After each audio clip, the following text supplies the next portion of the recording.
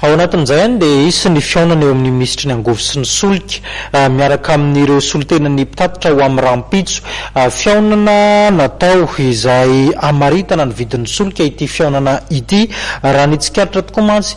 dia saika miatraika amin'ny mpanjifa ny fiakaran'ny vidin'ny solika ary nisy fiatraikany raha nitsikaritritsika dia eny amin'ireny fiara fitateram-bahoaka ireny dia efa nisy tamin'ireo fiara fitateram-bahoaka no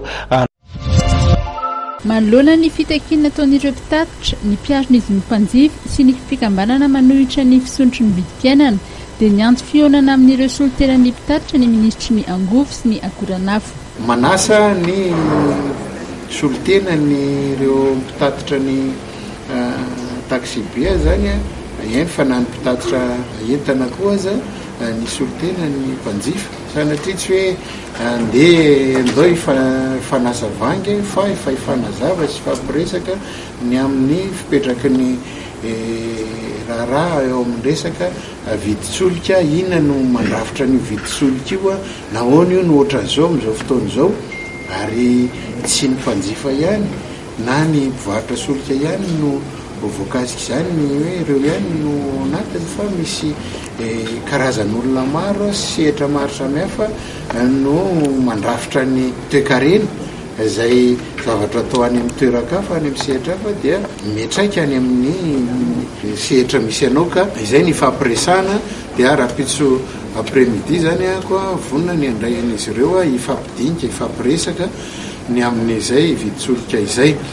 asia ny mombamomba ny tontolon'ny fitsinjarana solika ihany koa zany ao anatin'izay nambarana fa tokony 20 ariary isaky ny litatra ny fisotry ny vidin'ny solika farany teo. Raha ohatra atao mangarahara izy ity tokony 20 ariary ny fampiakarana ny vidiny teo fa araka ny teniko teo tsisy fanjakana afaka apiakatra an'izany fotsiny hoe tsy jery ny zava-misy fa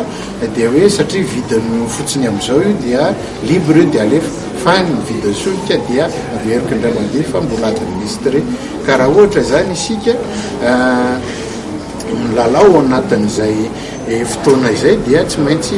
mijery ihany koa tsika ny fomba anamaivana anazy zany dia eo amin'ilay atao hoe